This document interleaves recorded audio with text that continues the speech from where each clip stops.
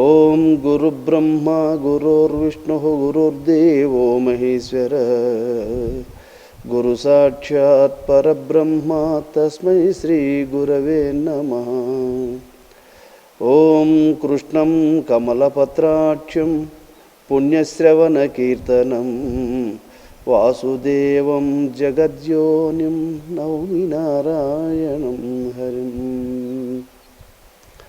ఓం నమో బ్రహ్మాదిభ్యో బ్రహ్మ విద్యా సాంప్రదాయకర్తృభ్యో వంశ ఋషిభ్యో మహాభ్యో నమో గురుభ్యః. సర్వలోక పూజ్యుడైనటువంటి జగద్గురువగు శ్రీకృష్ణ భగవానుని పాదపద్మములకు శిరస్సాష్టాంగ నమస్సుమాంజలుడు. ఈరోజు మనం శ్రీకృష్ణ భగవానుడు రుక్మిణీదేవికి ఉపదేశించినటువంటి ప్రాప్తకర్మ లక్షణాలను వినబోతూ ఉన్నాం.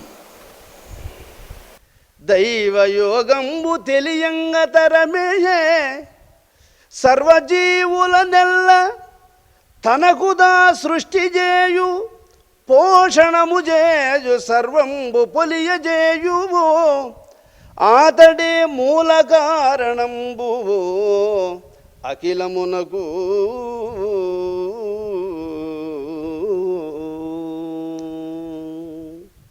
యోగము చూడండి, ఇక్కడ ఉపదేశం తీసుకున్న వాళ్ళు యోగంతోనే బతుకుతూ ఉండారు, తీసుకోకుండా ఉండేవాళ్ళు కూడా యోగంతోనే బతుకుతూ ఉండారు. పశుపక్షాదులు క్రిమికీటకాదులు కూడా యోగములోనే బతుకుతూ ఉంటారు. ఈ సృష్టికే యోగము ఆధారం. దాన్ని ఏమంటాడు ఇక్కడ? దైవయోగము అంటాడు. ఆ యోగము దైవస్వరూపము. దాని యందే అందరూ జీవిస్తూ ఉన్నారు, కానీ దాంతో ఎలా కలుసుకోవాలనో తెలుసుకోలేకుండా ఉన్నారు. ఇప్పుడు వర్షాకాలములో లైట్ వెలుతురును చూసి పురుగులన్నీ వచ్చి ఆ లైట్ చుట్టూ తిరుగుతూ ఉంటాయి చూడండి. ఎందుకని అంటే వాటికి ఆశ, ఆ వెలుగుతో కలుసుకోవాలి, ఆ వెలుగుతో కలుసుకోవాలి అని వాటికి ఆశ. కానీ ఎట్లా కలుసుకోవాలనో తెలియక ఆ లైట్ మీద పడి కాలిపోతూ ఉంటాయి. ఆ లైట్ మీద పడి కాలిపోతూ ఉంటాయి. ఒక అగ్గిమంటం అంటే ఇస్తాము, ఆ వెలుతురును చూసి పతంగములు అనేటువంటి మిడతలకు ఆ అగ్గితో కలుసుకోవాలి, ఆ వెలుగు యొక్క తేజస్సును మనము కూడా అనుభవించాలి అని ఆనందంగా వస్తాయి. ఎట్లా కలుసుకోవాలనో తెలుసుకోలేక అందులో పడి మరణిస్తూ ఉంటాయి. అలాగే ప్రతి సాధకుడు కూడా మనలో కూడా వెలుగు ఉంది. మన కంటిలో ప్రపంచాన్ని చూపిస్తూ ఉండే వెలుగు ఒకటి ఉంది. ఆ వెలుగుతోనే మనము అందరినీ చూస్తూ ఉన్నాము, అన్నిటినీ చూస్తూ ఉన్నాము, అన్నిటినీ తెలుసుకుంటా కూడా ఉన్నాము. కానీ ఆ వెలుగుతో తెలుసుకునేటువంటి విధానం తెలియదు. ఇది అందుకని మహాత్ముడు చూపు రూపు పాప కాదన్నా భ్రూమధ్య జోడ దీపమంటి దినుసు కాదన్నా. చూపు రూపు పాపమీరి చూడ చోద్యము శూన్య భావము ఆపరాత్పరుడున్నదదియే అసిపదం బగు అచల నిర్గుణ. జనన మరణము లేని స్థిరమందు ఈ మాయ నరులు మునిగీదుచుగానలేరెందు. ఎత్తు వెలుపు ఆవరణ రహితమురా అంతట జోడ బిత్తలున్నది చిత్తముంచుమురా. పొత్తు కలియదు పోదు శాశ్వతమెప్పుడు ఏ వేళ చూచిన హత్తుకొని బ్రహ్మాండమెల్లను నిండియుండిన నిజ పరంబిదే. జనన మరణములేని స్థిరమందు ఈ మాయ నరులు మునిగి ఈదుచుగానలేరెందు. ఎత్తు వెలుపు ఆవరణ రహితమురా. అది ఇంత ఎత్తుంది, ఇంత వెడల్పు ఉంది, ఇంత స్థలము ఆక్రమించుకొని ఉంది అని దాన్ని పరిమితుల చేత విభాగించి తెలుసుకోవడానికి వీలు పడదు.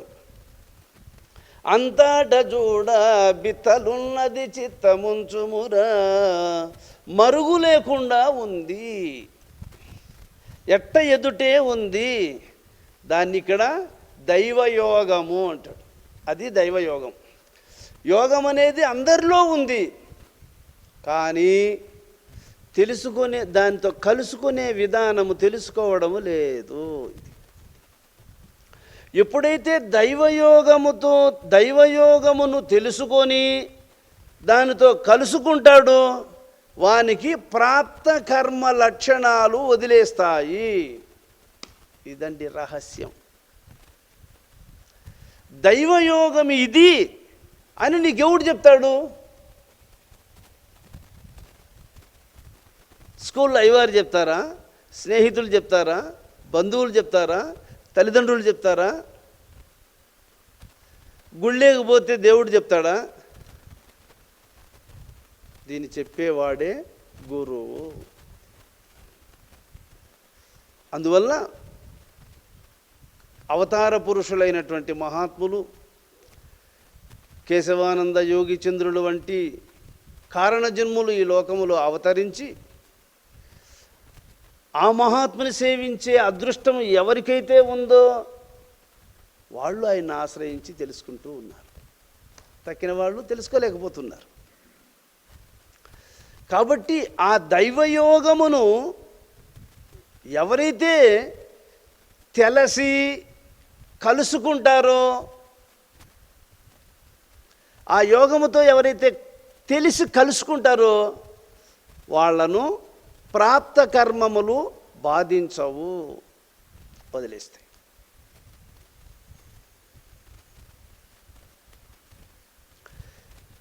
ఆ యోగమందే ఉండి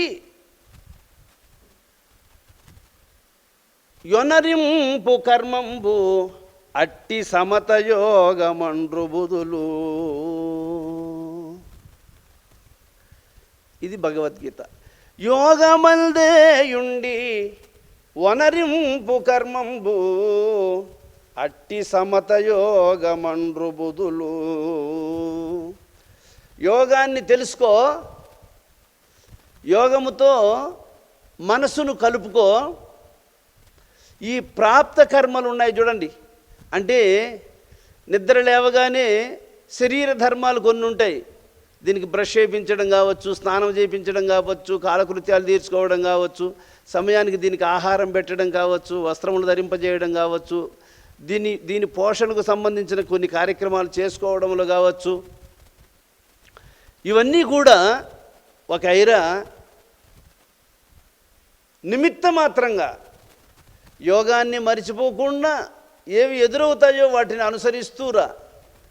అవి నీకు కర్మలు కావు, అవి నీకు బంధాలు కావు. కర్మ యోగము, కర్మ బంధము. కర్మను యోగంగా మార్చుకో, కర్మను బంధంగా మార్చుకోవద్దు. ఇది కర్మను యోగంగా మార్చుకో, కర్మను బంధంగా మార్చుకోవద్దు. అయితే అది బంధంగా ఎప్పుడు మారుతుంది, అది యోగంగా ఎప్పుడు మారుతుంది? అందువల్ల అక్కడే చెప్పాడు ఆన్సర్. యోగమందేయుండి వనరింపు కర్మంబు అట్టి సమత యోగమండ్రు బుధులు. అర్జునుడికి చెప్పాడు, యోగమునందు మనస్సు పెట్టుకొని చేసే పనంతా, అది ఏ పనన్నా కానీ నీ కర్తవ్య కార్యాలను నువ్వు చేసుకుంటూ వచ్చినప్పటికీ మనస్సు యోగమునందు నియమించి నువ్వు చేసే పనులన్నీ బంధము కావు. యోగాన్ని మరచి చేసింది మంచి పని అయినా అది నీకు బంధాన్నే కలిగిస్తుంది. మంచి పనే. నువ్వు ఒక దానం చేస్తావు, మంచిదే. కానీ యోగమునందు మనస్సును నియమించి చేయి దానం. అప్పుడు చేసే దానము అది నీకు బంధాన్ని కలిగించదు. యోగాన్ని మరచి చేసే దానం ఏమవుతుందో తెలుసా? ఆ దానము యొక్క ఫలితాన్ని అనుభవించడానికి నువ్వు నెక్స్ట్ మళ్ళీ జన్మకొచ్చి ఈ ఇచ్చిన దానం యొక్క ఫలితాన్ని అనుభవించాల్సి ఉంటుంది. దాన ధర్మముల యొక్క ఫలితాన్ని నువ్వు అనుభవించాలి కదా. ఎందువల్ల అనుభవించాలంటే నువ్వు ఆత్మగా ఉండి చేయలేదు కాబట్టి, ఆత్మను మరచి నేననే భావముతో చేస్తూ ఉన్నావు కాబట్టి దాన్ని అనుభవించడానికి నువ్వు రావాల్సిందే. అందువల్ల పుణ్యకార్యమైన బంధాన్నే కలిగిస్తుంది, పాపకార్యమైన దుఃఖాన్నే కలిగిస్తుంది. అది జన్మకు కారణమవుతుంది, ఇది జన్మకు కారణమవుతుంది. కానీ పాపపుణ్యాలు రెండింటినీ అంటకుండా ఉండదగినటువంటిది యోగ మార్గము. అందువల్ల యోగమందే ఉండి కర్తవ్య కార్యాలను ఎవడైతే చేస్తాడో వాడు కర్మయోగ సహాయంబు గనక నరుడు జ్ఞాని అయి సన్యసించుట కష్టతరము. కర్మయోగంబు బ్రహ్మమును గనగజేయు మననశీలున గతి శీఘ్రమున ధరిత్రి. భగవద్గీత. కర్మయోగ సహాయంబు గనక నరుడు జ్ఞాని అయి సన్యసించుట కష్టతరము. కర్మయోగంబు బ్రహ్మమును గనగజేయు మననశీలున గతి శీఘ్రమున ధరిత్రి.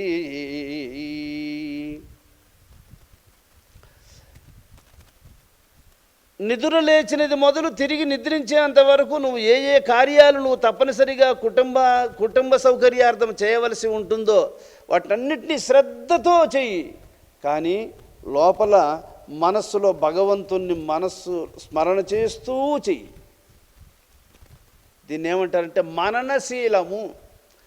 మనసులో మరుపు లేకుండా ఉండడం మననశీలం. మనసులో స్మరణ చేస్తూ చేయడం మననశీలం. మనసులో ఏదైనా తప్పుడు ఆలోచనలు ఏర్పడితే వెంటనే తెలుసుకొని వాటిని దాటుకోవడం మననశీలం. మనస్సు ఎడాడబోతూ ఉంటే కూడా నోరు తెరుచుకొని దాని మాట పట్టించుకోకుండా ఉంటారే, అటువంటి వాళ్ళకి ఇది అబ్బదు.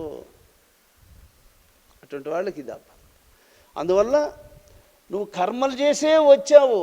నువ్వు అనుభవించాల్సిన ప్రాప్త కర్మలు ఎన్నో ఉన్నాయి, కానీ వాటిని నువ్వు ఇప్పుడు దాటుకోవాలా. ప్రాప్త కర్మాలను దాటుకోవాలంటే ఏం చేయాలా? దైవయోగాన్ని తెలుసుకోవాలా. ఏ దైవయోగము ఈ సమస్త సృష్టికి ఆధారంగా ఉందో ఆ యోగాన్ని తెలుసుకొని దాన్ని మనసుతో పట్టుకొని శరీర కార్యాలను చేస్తూ రావాలి. అటువంటి వాడు కర్మలను అన్నిటినీ దాటేస్తాడు రుక్మిణి. అందువల్ల కొన్ని కోట్ల జన్మలెత్తి అనుభవించిన సమసనటువంటి కర్మలు నీకున్నప్పటికీ యోగ మార్గం గుండా నువ్వు దీన్ని సులభంగా ఈ జన్మలోనే పూర్తిగా దాటేయచ్చు. ఇప్పుడు నువ్వు నడిచి అమెరికాకు పోవాలంటే ఎన్ని రోజులు పడుతుంది చెప్పు? నడిచి కాశీకి పోవాలంటే ఎన్ని రోజులు పడుతుంది చెప్పు? అదే విమానంలో కూర్చుంటే 1 గంటలో దిగేస్తాడు. అదే విమానంలో కూర్చున్నాం అనుకో, అది పైన తీసుకొని వదిలేస్తుంది. అట్లాగా పైన పోతా ఉంది అది గాలిలో. దాన్ని ఎక్కినావంటే నువ్వు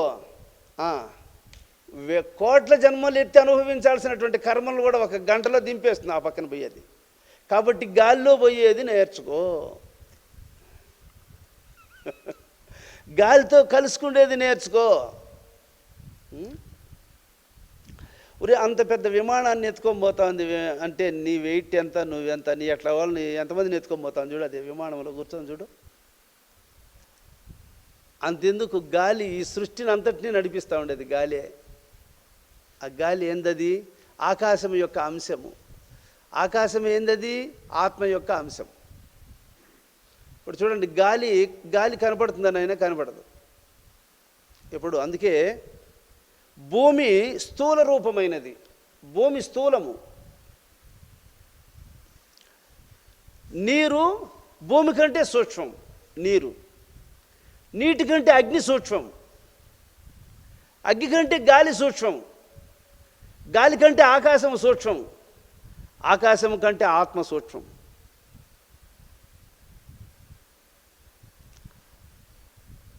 ఆకాశం కంటే ఆత్మ సూక్ష్మం, ఆత్మ కంటే పరమాత్మ సూక్ష్మం, పరమాత్మ కంటే కేవలాత్మయే నీ స్వరూపము. ఇది అందువల్ల భూమి కంటే నీరు సూక్ష్మము, నీరు కంటే అగ్ని సూక్ష్మము, అగ్ని కంటే కూడా గాలి సూక్ష్మము, గాలి కంటే ఆకాశము సూక్ష్మము, ఆకాశము కంటే ఆత్మ సూక్ష్మం, ఆత్మ కంటే పరమాత్మ సూక్ష్మం, పరమాత్మ కంటే కేవలాత్మ స్వస్వరూపమై ఉంది. అందువల్ల ఆత్మయు పరమాత్మగా నీవు నేనను మాటలేగా యున్న కేవలాత్మ జాడ కానలేరు కర్ములెల్ల పరము తెలియ తరముగాదురా పాపాత్ములకు పరము తెలియ తరముగాదురా. సుబ్బదాస్ యోగేంద్రుల వారు చెప్తారు. ఎంత సూక్ష్మమైనటువంటిదే.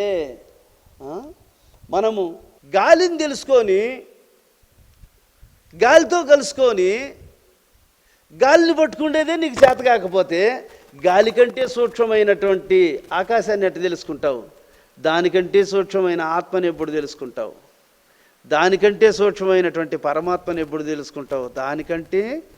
దాని అంతటికీ కారణమయ్యి అన్నిటికీ సాక్షిగా ఉన్నటువంటి కేవలాత్మని ఎప్పుడురా తెలుసుకుంటావు?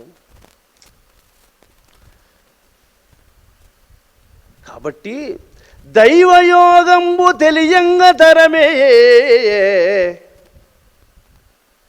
సర్వజీవుల నెల్ల తనకుదా సృష్టి చేయు పోషణము చేయు సర్వంబు పొలియజేయు ఆతడే మూల కారణం అఖిలమునకు. ఏది? యోగము. యోగమే నిన్ను సృష్టిలోకి తీసుకొస్తూ ఉంది. ఎందుకు అంటే కర్మలనేటువంటివి జీవుని నుండి తొలగిపోతేనే జీవునికి శాంతి. కర్మలు తొలగకపోతే జీవుణ్ణి వేధిస్తానే ఉంటాయి. ఒక ప్రేతము శరీరాన్ని వదిలిపెట్టేసిన జీవుడు ప్రేతాకారంలో ఉంటాడు.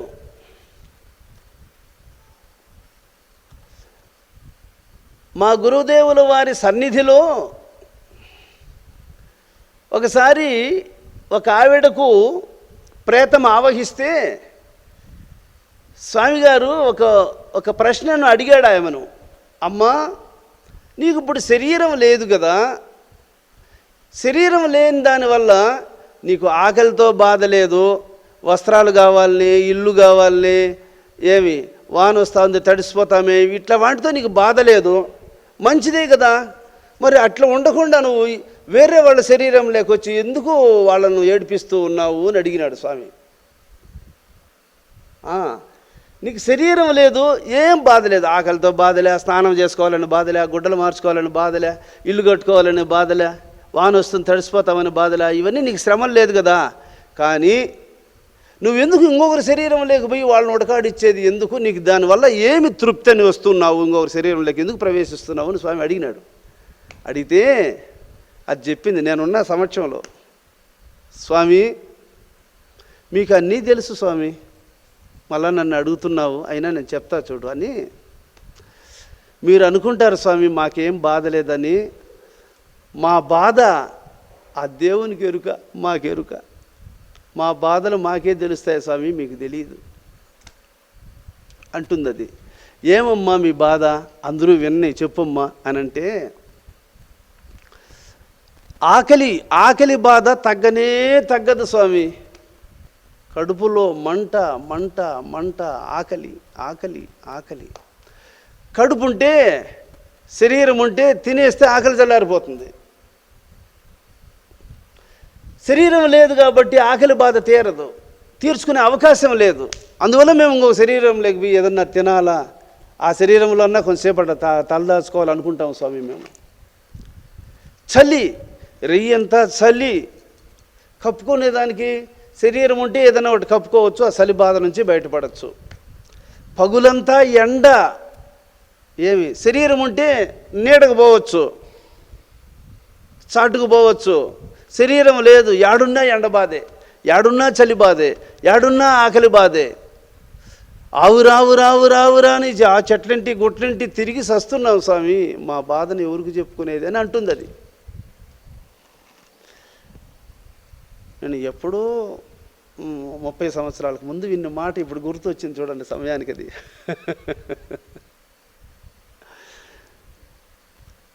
దీన్ని బట్టి విచారిస్తే జీవుడు శరీరాన్ని వదిలిపెట్టినా సుఖము లేదు, కర్మల నుండి బయటపడేంత వరకు జీవునికి సుఖము లేదు. కాబట్టి ఆ కర్మలను వదిలించుకోవాలి. ఎట్లా? జన్మకు వచ్చినాము, జన్మలో ఇంకొన్ని పాపాలు చేసుకుంటా ఉండమే. కర్మలు తొలగించుకోవడానికి జన్మకు వస్తే ఇంకొన్ని కర్మలు చేసుకుంటా పోయేటువంటి వానికి ఎప్పుడు పూర్తయ్యేది? ఎప్పుడు? కాబట్టి ఈ విధంగా జీవులందరూ వాళ్ళ కర్మలు వాళ్ళే చేసుకొని వాళ్ళ కర్మకు తగిన ఫలితాన్ని వాళ్ళే అనుభవిస్తున్నారు. ఇది ఒకరు చేసింది కాదు, ఒకరు చేసి మనకు అంటగట్టింది కాదు. ఇది వాళ్ళు చేసుకున్నది వాళ్ళు అనుభవిస్తున్నారు. దీన్నే ప్రాప్త కర్మ అంటాడు. వాళ్ళు చేసుకున్నది వాళ్లకు ప్రాప్తమని చెప్పబడుతుంది. ప్రాప్తం అంటే నీకేం వస్తూ ఉంది అంటే నువ్వు చేసుకున్నది నీకు వస్తూ ఉంది. నువ్వేం చేసుకున్నావు అది నీకు వస్తుంది, నువ్వేం చేసుకుంటే అది నీకు వస్తుంది. ఎవరెవరు ఏం చేసుకుంటే అది వాళ్ళకు వస్తుంది. అది ఒకరిది ఇంకొకరికి పోనే పోదు. ఇది ప్రాప్తం. కాబట్టి ఆ ప్రాప్తమే జన్మనిస్తుంది. ఆ ప్రాప్తమే జీవించి ఉన్నంతకాలము సుఖ దుఃఖాలను ఐశ్వర్యాలను ఇస్తుంది, దారిద్ర్యాన్ని ఇస్తుంది. ఆ ప్రాప్తమే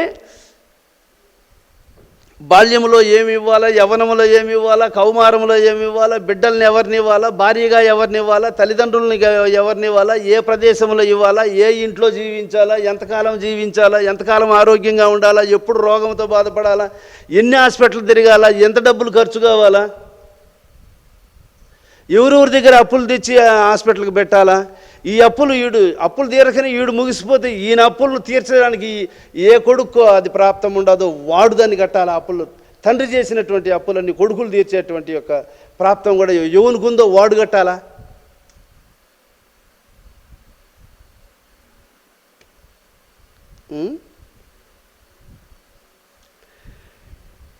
అవురా,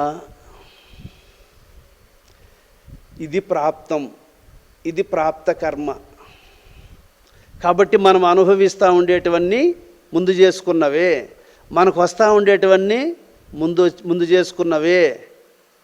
ఏమి అందుకు గడచితినని బహు గర్వించిన వాటే గడపులెక్కడ కాయమున్నంత వరకు పుడమిలో బ్రతికున్న గాలము ఇడుమలను తుదినంతముగానము కుడిచినది జీర్ణించకుండున కూడబెట్టిన ధనములుండున.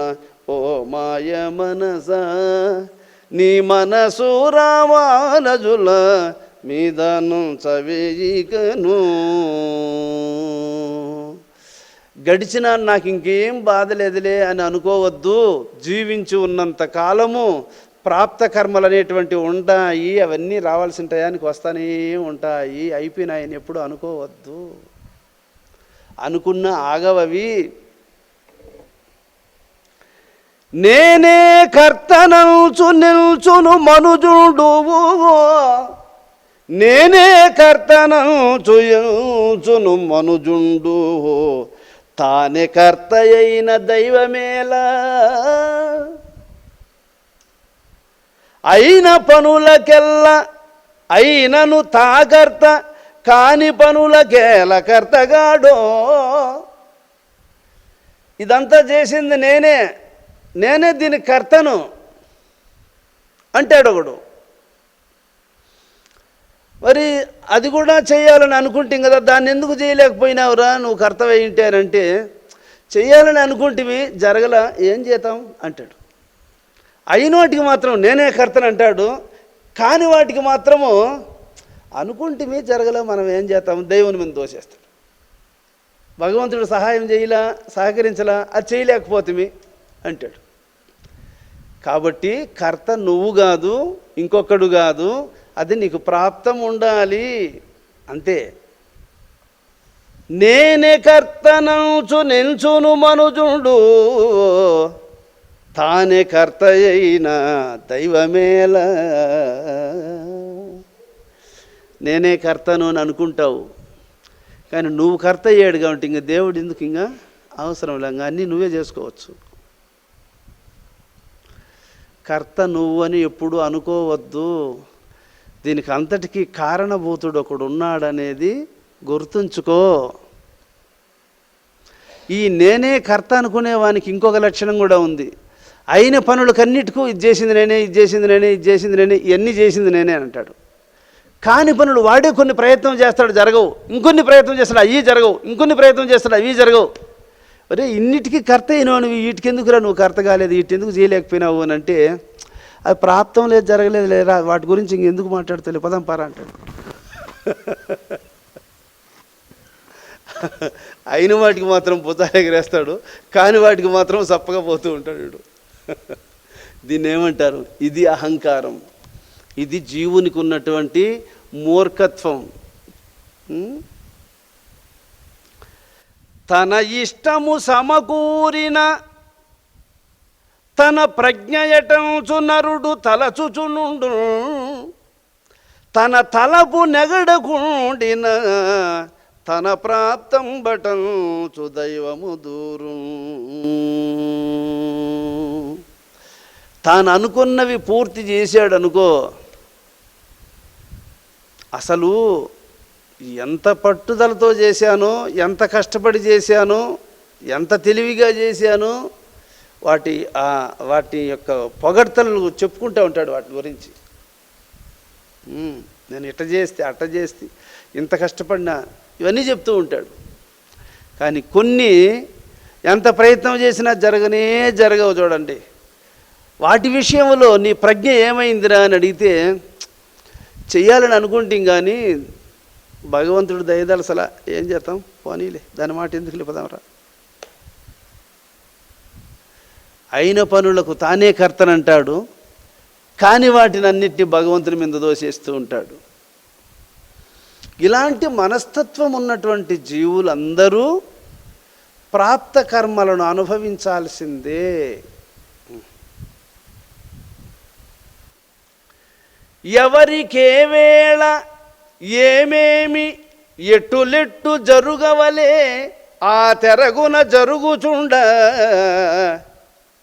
అహము చేతను తమ ప్రజ్ఞయనుటే గాని ఎవరికైనను ఏ కర్తృత్వమేమి గలదు. ఇక్కడ ఎవరికేవేళ ఏమేమి ఎట్టులెట్టులు జరుగవలే, మొత్తం సృష్టిలో ఎంతమంది ఉండారో అందరినీ కలుపుకొని చెప్పేశాడు ఒక మాటలో. ఎవరెవరికి ఏ టయానికి, ఇదే టైంలో ఇప్పుడు మనము భగవంతుని గురించి వింటున్నాము, ఇదే టైంలో ఇంకొక పని చేస్తుంటారు, ఇంకో పని చేస్తుంటారు, ఇంకొకటి జరుగుతుంటుంది, ఇంకొకటి జరుగుతుంటుంది. అరే ఎవరెవరికి ఏ టైంలో ఎవరెవరికి ఏం జరగాలనో, ఎట్లెట్ల జరగాలనో, ఎంతెంత జరగాలనో అంతే. నీకెంత జరగాలనో ఈ టయానికి అంతే, నీకెంత రావాలనో ఈ టయానికి అంతే, వాడు ఎక్కడికి వెళ్ళాలనో ఈ టయానికి అంతే, వాడు ఏం తినాలనో అంతే, ఏమి తాగాలనో అంతే. ఇట్లా సృష్టిలో ఎంతమంది ఉండారో అంతమంది కూడా ఈ నిమిషములో అందరికీ ఏం జరగాలనో, పై క్షణంలో ఏం జరగాలనో, ఇది టైం టు టైం సెకండ్లతో సహా హెచ్చు తక్కువ లేకుండా టైం టు టైం అలా జరుగుతూ ఉంది. ఇది దైవయోగం. ఒకరి తర్వాత ఇంకొకరికి ఆలస్యం జరగడం లేదు. టైం టు టైం క్షణాలు కూడా ఆలస్యం లేకుండా జరుగుతూ పోతూ ఉన్నాయి. ఇవి ఇట్లుంది ప్రాప్తం, ఇట్లుంది ప్రాప్త కర్మం. అరే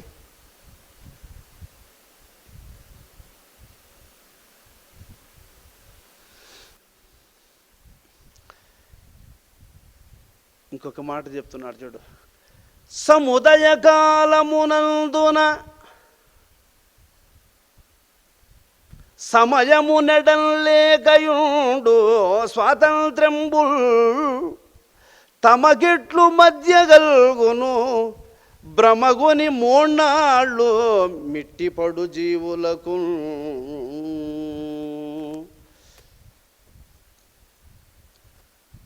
నువ్వు ఎప్పుడు పుడతావో నీకు తెలుసా? పుట్టిన తర్వాత ఎప్పుడు మరణిస్తావో నీకు తెలుసా? ఈ మధ్యలో ఈ పుట్టుకకు చివరి దశ అయినటువంటి మరణమునకు ఈ మధ్యలో ఏమేమి చేస్తావో ఏమేమి అనుభవిస్తావో నీకు తెలుసా? నీ పుట్టుక గురించి నీకు తెలియదు, నీ మరణం గురించే నీకు తెలియదు, నీ బతుకు గురించే నీకు తెలియదు, మొత్తం మీద నీకు ఏమీ తెలియదు. నాకు అన్నీ తెలుసని మాట్లాడతావు. ఎంతవరకు కరెక్ట్ ఇది? నాకు అన్నీ తెలిసిపోరా అంటూ ఉంటావే.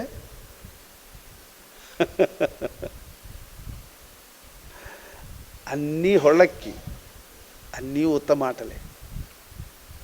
అందువల్ల జనన మరణముల మధ్య నడిచేటువంటి ఈ ప్రాప్తాప్రాప్తములు అనేటువంటివి ఎవరికీ తెలియవు. అంటే భగవంతుడు జరగబోయే విషయాలన్నీ ముందే తెలియజేసి ఉంటే బాగుండు కదా. ఎందుకు ఇంత సీక్రెట్గా పెట్టుండేది అని అంటే,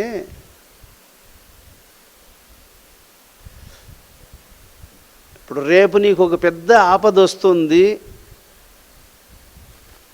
అది నీకు 6 నెలలకు ముందే తెలిసిందనుకో, ఇప్పటి నుంచి దిగులు పడి కూర్చుంటావు అంతే. ఇంకెట్లా వస్తుంది అంటే రానే వస్తుంది, అది తప్పదు అంతే.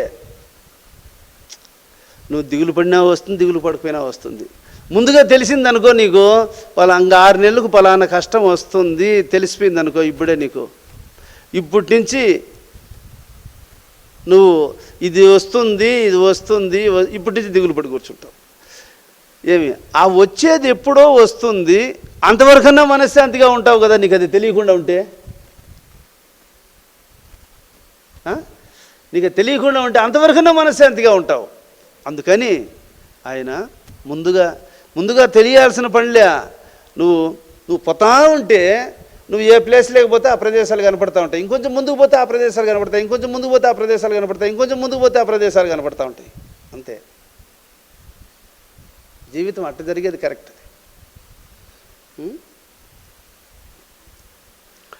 ఇప్పుడు రేపు పాయసం తింటాము అని నీకు తెలిసిందనుకో, రేపు పాయసం తింటాము అని నీకు ఇప్పుడు తెలిసిందనుకో, అది రేపే నీకు అనుభవానికి వస్తుంది. కానీ ఇప్పటి నుంచి నువ్వు అని సపరించిన ఆ పాయసం 4 మీదకైతే రాదు.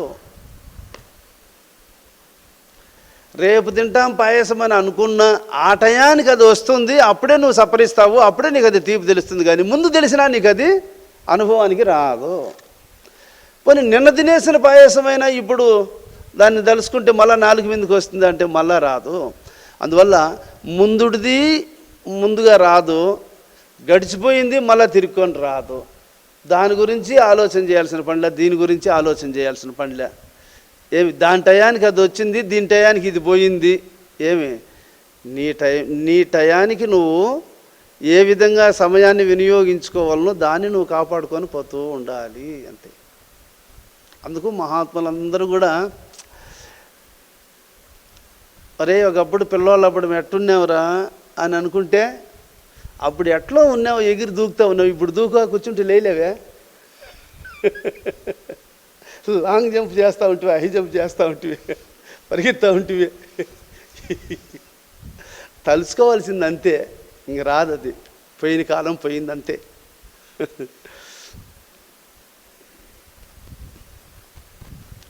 తన ఇష్ట ప్రకారమే జరిగేడిగా ఉంటే చావును దగ్గర జావక ఏ విధ కష్టముల బడక ఎలా సుఖి తా చావవలెనన్న ఎప్పుడే చావంగవలయు కర్తజనుడైయున్నన్. నువ్వే కర్త అయ్యేడుగా ఉంటే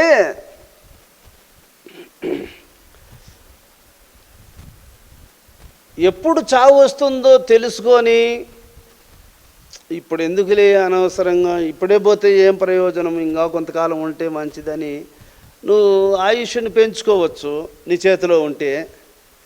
లేదు, ఆ సమయం వచ్చింది, ఎవరి దగ్గర మనం మూతి ముడ్డి గడిగించుకోకుండా పోవాలి అని పద్మాసనంలో కూర్చొని పక్షి గద చెట్టు మీద నుంచి లేచిపోయినట్లు పోవాలి. మరి అట్ట సాధ్యం అవుతా ఉందా? నువ్వు అనుకున్నంతకాలం ఉంటున్నావా? నువ్వు అనుకున్నప్పుడు పోగలుగుతున్నావా? నువ్వు అనుకున్నట్లు పోగలుగుతా ఉండవా?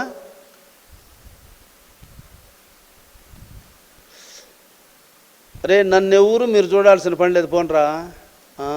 నేను ఎవరి దగ్గర ఏమి చేయించుకొని పోనరా అని అంటూ ఉంటారు కొంతమంది. కానీ వాళ్ళే తగులుకుంటారు. వాళ్ళకే అన్నీ చేయాల్సి వస్తుంది మంచాన పడితే కదా. కష్టములే వచ్చునో సుఖమే కలుగబోనో ఎరుగ శక్యమే, ఏ వేళకేది ఏది ప్రాప్తమౌనో అదే తమ ప్రాప్త బలమటంచు ఎరుంగవలయో ఇలలోన ఎవరైనా. కష్టములే వచ్చునో సుఖములే గలుగునో ఎరుగ శక్యమే. మన జీవితంలో కష్టాలే వస్తాయో లేదు సుఖములే ప్రాప్తమవుతాయో ఎవరికి ఏం తెలుసు? తెలియవు. కాబట్టి కష్టములే వచ్చునో సుఖమే కలుగబోనో ఎరుగ శక్యమే, ఏ వేళకేది ఏది ప్రాప్తమౌనదే తమ ప్రాప్త కర్మ ఫలమంచు నిరుంగవలయు ఇలలోన ఎవరైనా. ఏ ఏ సమయానికి ఏది రావాలనో అదే వస్తుంది, అదే ప్రాప్తము, అదే కర్మ. అంటే ఏ సమయానికి ఏది రావాలనో అదే వస్తుంది, దాన్ని ఏమంటారు? ప్రాప్తము. చూడు, ప్రాప్తం అంటే నీకు రావాల్సిన టయానికి వస్తుంది. అది దుఃఖం కావచ్చు, అది సుఖం కావచ్చు, రావాల్సిన టయానికి వస్తుంది, దాన్ని ఏమంటారు? అది ప్రాప్తము. కర్మ ఏందది? ముందు చేసింది కర్మ, అది ఇప్పుడు ప్రాప్తమయ్యింది. చూడండి, అది స్టాక్ ఉంటే కర్మ, అది రావాల్సిన టయానికి వస్తే ఆ కర్మయే ఇప్పుడు ప్రాప్తమని చెప్పబడుతుంది. ఇది ప్రాప్త కర్మ, దాని యొక్క లక్షణం అది. చేసుకున్నది అనుభవానికి వస్తుంది. ఇప్పుడు చూడండి, వంట చేసుకోవడానికి కొంత సమయం పడుతుంది కదమ్మా, మళ్ళీ దాన్ని తినడానికి కూడా కొంత సమయం పడుతుంది. తిన్న తరువాత అది జీర్ణమయ్యి శక్తిగా మారడానికి కూడా కొంత సమయం పడుతుంది. అలాగే కర్మ చేసేటప్పుడు ఆ కర్మ చేసేది కూడా కొంత సమయం పడుతుంది, కర్మ చేయడానికి కొంత సమయం పడుతుంది. ఆ చేసిన కర్మ కూడా మళ్ళీ ఇది సీరియల్ మనకు అనుభవం రావడానికి కొంత సమయం పడుతుంది. వెంటనే వచ్చేది, మనం ఈ పొద్దు చేస్తానంటే ఇప్పుడే వచ్చేదో దానికంటే ముందు సీరియల్లో ఎంతో ఉంటుంది ఇది. అందువల్ల చేసిన కర్మ సీరియల్ లేకపోతుంది, చేసేదానికి కొంత సమయం పడుతుంది. చేసింది మళ్ళీ సీరియల్లో తిరిగి మన దాకా రావడానికి కొంత సమయం పడుతుంది. అది మన మీదకు వచ్చిన తరువాత దాన్ని అనుభవించడానికి కొంత సమయం పడుతుంది.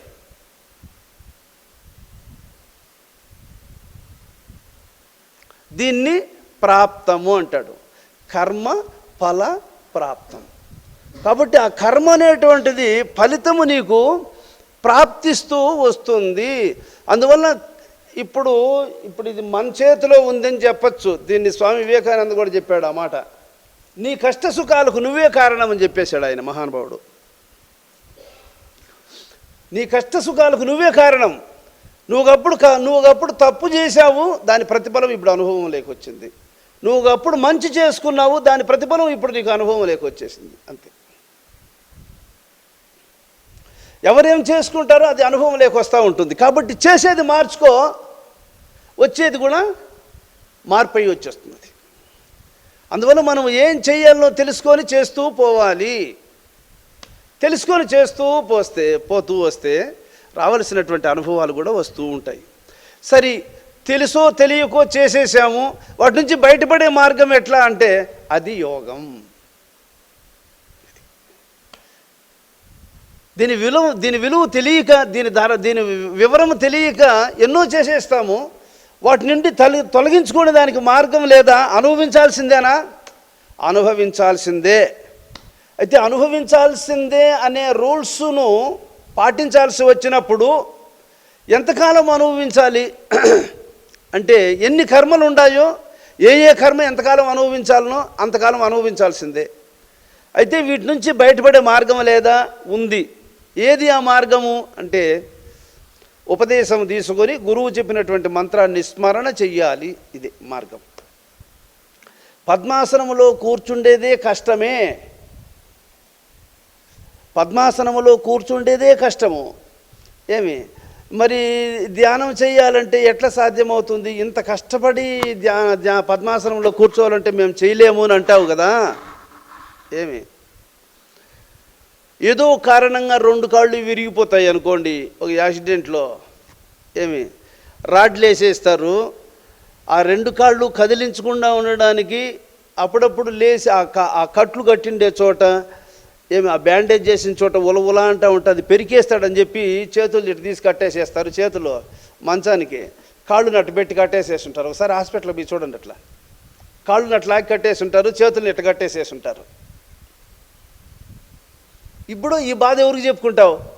ఇది మేళ పద్మాసనంలో కాళ్ళు నచ్చినా, నడుములు నచ్చినా, దోమలు కుట్టినా, ఎట్లున్నా కానీ ఓర్చుకొని ధ్యానం చేసేది మేళ.